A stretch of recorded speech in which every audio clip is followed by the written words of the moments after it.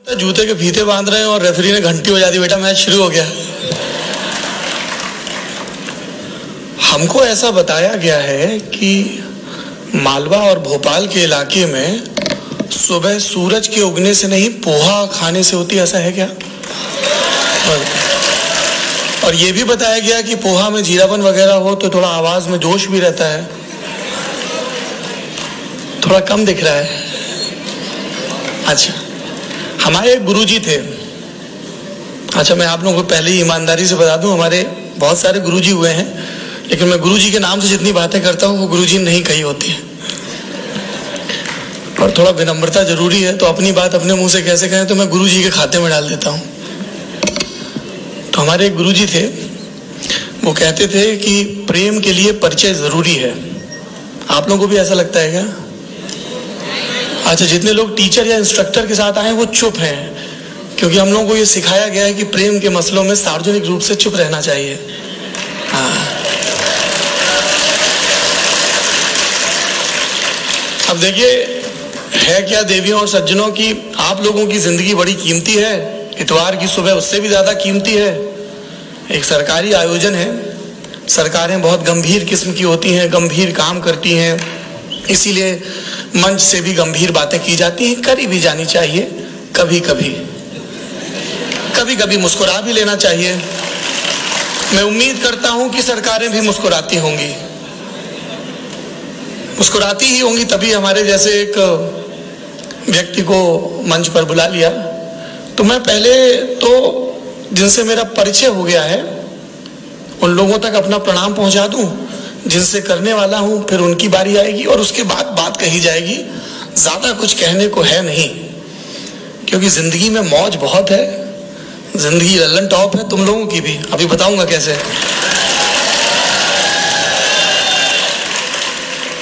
तो मैं सबसे पहले गंभीर बातें, बहुत बहुत मेरा धन्यवाद मध्य प्रदेश सरकार को, शिवराज सिंह चौहान जी के नेतृत्व वाली, मुख्यमंत्री जी के नेतृत्व वाली सरकार को, मामा जी की सरकार को, कि उन्होंने इस तरह का कार्यक्रम किया। चंद्रशेखर आजाद सिर्फ इतिहास की किताबों में लिखा जाने वाला एक नाम, एक व्यक्ति नहीं थे, एक विचार थे, निर्भीकता का विचार। और मैं उम्मीद करता हूं कि वो बेखौफपन आप सबके भीतर जो थोड़ा थोड़ा है उसको आप खाद पानी देते रहेंगे ताकि बड़ा होता रहे। उनकी स्मृति को प्रणाम। मंच पर जो विद्वान पैनलिस्ट बैठे हैं जो आपको बताएंगे कि एक नौजवान के तौर पे आपकी सोशल रिस्पॉन्सिबिलिटीज क्या हैं, उन सबको प्रणाम। मुदगल साहब बैठे हुए हैं, बहुत जरूरी काम कर रहे हैं। एक जरा सा पेपर कट लग जाता है उंगली में तो ऐसे बिलखते हैं गोया सारा जहां गंवा दिया, पर ये उन लोगों के साथ काम कर रहे हैं जो शारीरिक रूप से चैलेंज पाए हुए हैं। They are physically challenged people. तो मुदगल साहब को प्रणाम। पूनम जी हैंडीक्राफ्ट के मोर्चे पर काफी काम कर रही हैं, मैं बहुत शुक्रगुजार हूं नागरिक के तौर पर। और वो उस भरम को भी पूरी ठोकर से ध्वस्त कर रही हैं कि एक्ट्रेसेस का काम, जो कई लोगों को लगता है और गलत लगता है, स्क्रीन पर खूबसूरत दिखना है। खूबसूरत दिखना अच्छी बात है, कोई गुनाह नहीं। आप सब लोग, हम सब चाहते हैं कि हम सुंदर दिखें, पर we are more than that. और वो अपने काम से ये प्रूव कर रही हैं। साउथ अफ्रीकन टूरिज्म की जो मैम है, उनका वक्तव्य आप बहुत ध्यान से सुनिएगा। अंग्रेजी में होगा, कोई एक शब्द समझ में ना आए तो दाएं बाएं वालों से पूछ लीजिएगा। नहीं, ये इसलिए क्योंकि देखो ऐसा है ना कि अंग्रेजी हमारी मादरी जबान, हमारी मातृभाषा नहीं है। अंग्रेजियत का विरोध करना चाहिए पर भाषा का विरोध नहीं करना चाहिए। और ज्ञान बहुत सारा अंग्रेजी में उपलब्ध है ना, इसलिए। और वो चूंकि बहुत दुनिया घूमी हुई है तो वो आपको जो बताएंगी वो बड़ा जरूरी होगा। और आपके जो मॉडरेटर साहब हैं आदित्य जी, उनको भी मेरा प्रणाम। नौजवान तबीयत के आदमी हैं। अब बात शुरू करते हैं। और जो आप सामने लोग बैठे हैं उन सबको प्रणाम। खास तौर पर जो हमारे एनसीसी के कैडेट्स बैठे हैं, I am so happy to see you all here. और उसमें भी जो गर्ल्स कैडेट हैं उनके लिए तो मेरी अतिरिक्त शाबाशी है, क्योंकि मुझे लगता है कि मेरे देश की लड़कियों को 2-3 चीजों पे बड़ा ध्यान देना चाहिए और ये ऑलरेडी दे रही हैं। उनको शारीरिक रूप से खूब मजबूत होना चाहिए, फौलादी बिल्कुल। They have to be very careful about their fitness. मतलब सौरभ द्विवेदी जी, एक सेकंड के लिए, girls how's the josh, how's the josh, how's the josh. Continue. Thank you for giving me that space.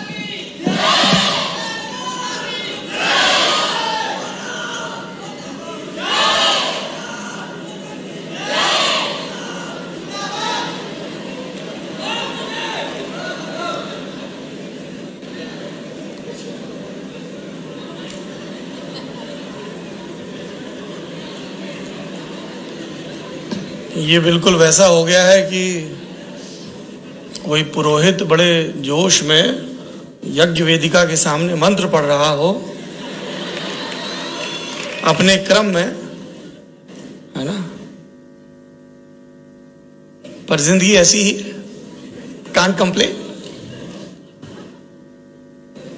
तो मैं आप जो पीछे खाकी में लड़कियां बैठी हैं उनकी बात कर रहा था, क्योंकि आप लोगों को ना बहुत सारी चीजों को गलत साबित करना है ना। और इसलिए मैं कह रहा था कि लड़कियां जब शारीरिक मजबूती और फाइनेंशियली सेल्फ डिपेंडेंट होने का ख्याल रखती हैं तो एक बड़ी चमकती तस्वीर होती है। मुझसे अक्सर पूछा जाता है कि दुनिया की सबसे सुंदर तस्वीर क्या होती है। आप सोचिए कि खेल के मैदान में खिलखिलाती भागती लड़कियां, एकदम पसीना बहाती लड़कियां, कॉन्फिडेंट लड़कियां, ये सबसे सुंदर तस्वीरों में से एक तस्वीर होती है। ये पीछे कुछ लोग बैठे हुए हैं ऊपर, हमको नहीं पता कि इस ऑडिटोरियम में ये जो बालकनी वाली दीर्घा है ये वीवीआईपी है या वीआईपी है? वीवीआईपी है।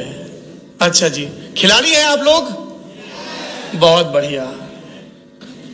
आप लोगों को अतिरिक्त बधाई, क्योंकि आप लोगों को खेलने के लिए डांट नहीं पड़ती होगी। कोई बोलता नहीं होगा बेटा बोर्ड है या शर्मा जी के लड़के ने आईआईटी निकाल लिया। और जो आगे बैठे हुए हैं वरिष्ठ लोग, उन सबको भी प्रणाम। बात शुरू करते हैं। ज्यादा कुछ प्रवचन नुमा कहने को है नहीं, ठीक है। 2-4 बातें हैं जो हमको लगता है कि ठीक ठीक सी हैं तो आपको बता देते हैं, आप अपनी देख लेना, क्योंकि पुर्जा हू बहू इस्तेमाल होता नहीं है। एक तो जो विषय है नौजवानों की, नौजवान तबीयत के लोगों की, लड़के लड़कियों की सामाजिक जिम्मेदारी, तो आप उसके चक्कर में मत पड़ो। आप अभी सामाजिक जिम्मेदारियां ना निभाओ, आप अपनी जिम्मेदारी निभा लो, क्योंकि समाज कोई बाहर से तो आता नहीं है। ये फलाने 10 लोग खड़े हैं वो समाज हैं, बाकी समाज नहीं है। आप ही, हम और आप समाज हैं। तो हम लोग अपनी अपनी चिंता कर लेंगे तो समाज की चिंता हो जाएगी। अब अपनी चिंता कैसे करनी है वो थोड़ा सा मैं कुछ आप बीती बता देता हूं।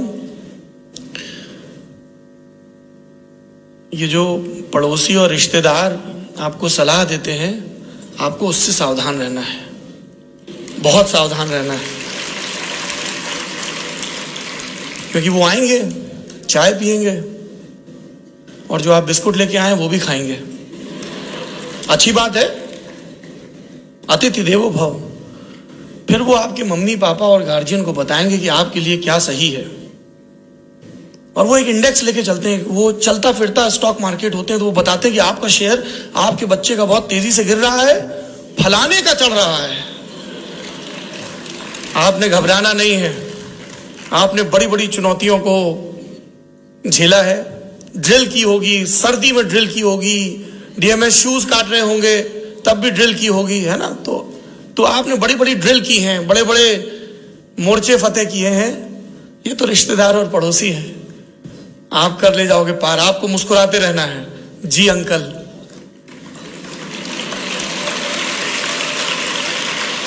आपको आपको सम्मान से भरा रहना है और कभी नहीं पूछना है कि अंकल भाई थे बोर्ड में आपके कितने थे, नहीं पूछना है। उसकी वजह है मजाक से इतर, वो ये है कि उनके वक्त में शिक्षा उतनी आसानी से उपलब्ध भी नहीं थी और माँ साहब भी थोड़े तगड़े हुआ करते थे। तो ये सारी बातचीत का मतलब ये नहीं है कि ये युवा जो हैं वो अपने बुजुर्गों के प्रति, अपने अड़ोस पड़ोस के लोगों के प्रति बेपरवाह हो जाए, नहीं, है ना। जमीन पर बरगद बहुत जरूरी है, उसकी छांव बहुत जरूरी है। बस आपको ये याद रखना है कि बरगद के नीचे कुछ नहीं पनपता, बरगद पर बहुत कुछ पनपता है। तो आपको उन बुजुर्गों से, इर्द गिर्द के लोगों से संवाद खूब करना है, सम्मान के साथ करना है। उन्होंने आपसे ज्यादा जिंदगी देखी है, लेकिन उनकी सलाहों का दबाव महसूस नहीं करना है।